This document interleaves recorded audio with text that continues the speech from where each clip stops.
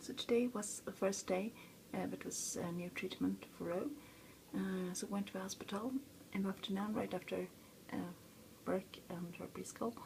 And it's quite a long way to go by bike. It takes almost an hour, so I'm quite tired in my legs, especially as my feet hurt still. But anyway, we went there and it was awful. At the same time, Ro was, as always, just such a... I'm so impressed by her because she's really taking everything so well. I mean, she clearly stated that she didn't want to do this, and she screamed and yelled at the nurse and was really, really angry. But when we was doing the examination and treatment, she was just, you know, I don't want to say that she gives up, but she knows that, or she's starting to understand that she has to do it. So she does it, but she's very clear with stating that she doesn't like it. And she's also very, very clear of it that she needs this little treat afterwards, because we have those like little toys or stickers or things like that you can pick from a box of things afterwards. And that's important to her. She just always have to pick something. And most of the time stickers, actually. I don't really know why she loves stickers so much, but yeah, she does. And today we let her have two because we thought she was such a good girl. And also she's charming everybody, as always, but yeah.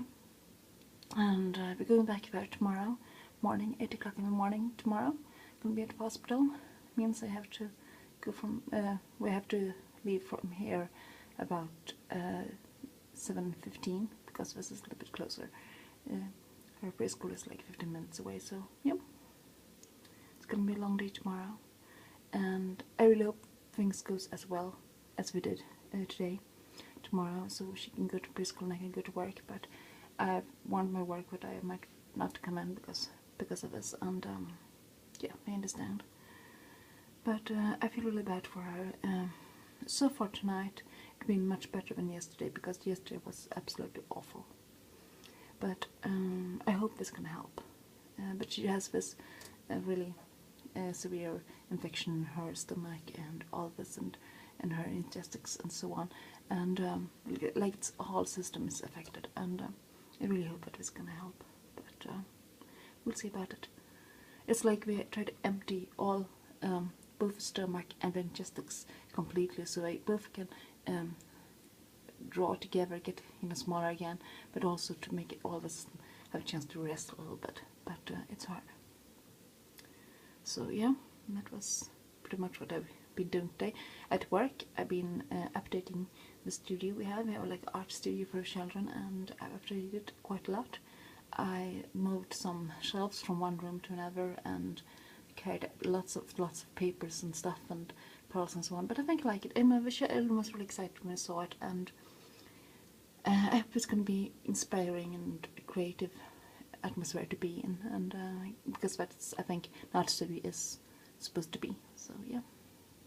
And also, I hate my hair, as always. You heard it so many times, but right now it's also dry of some odd reason. It's never been dry. It's never dry, but now it's like fussy and dry and fizzy, and you can't even pull a finger in between. Just, it's like it's dried together in some odd way. And I had this hair mask last night, and it looked actually quite okay right after, but now we're back where we started, it feels like, and I don't really know what I have to do. I need another shampoo, clearly, but I don't really know which one, because this is what I've been using when my hair, I have really bad hair, period, but period, and but it's not helping. And also this baby hair is growing, and I don't know where to go. It's look like I have a horn or something, like I don't know. If I was animated figure or something, maybe it would be cool to have this kind of hair, but in real life it's not. It's not much fun, but yeah. I also have this like hair treat cream from Lush, which are really good, but it's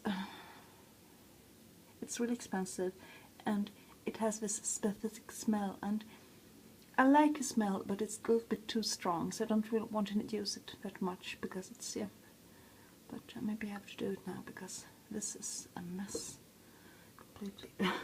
So another thing I was thinking about, we talked about on TV yesterday, and I didn't know that was actually was the truth, because when I started using the internet in 1995, I had this like pen pal in American pen pal. He's called Dominic Sørensen, and I actually have this mail from him left still. But the funny thing is that I didn't know until yesterday that the reason that I had this American friend is because Sweden and the Swedish internet and the American internet was the first one to get attached, and that was occurred in 1994, and that was before any other places in Earth. In world, and the internet was both developed in the United States and in Sweden as similar territories, so it was like a co-work between us. I didn't know that, because I know that Sweden is a great nation when it comes to computers overall, and that we are the country with the most people have access to internet and so on in the world, and have been that for a very long time. But I didn't know that this actually was first like that. And a lot of games for phones and so on are computer games are Swedish, like Minecraft, Candy Crush, things like that. Spotify is also is world's largest what do you call it, music streaming thing, and that's also Swedish.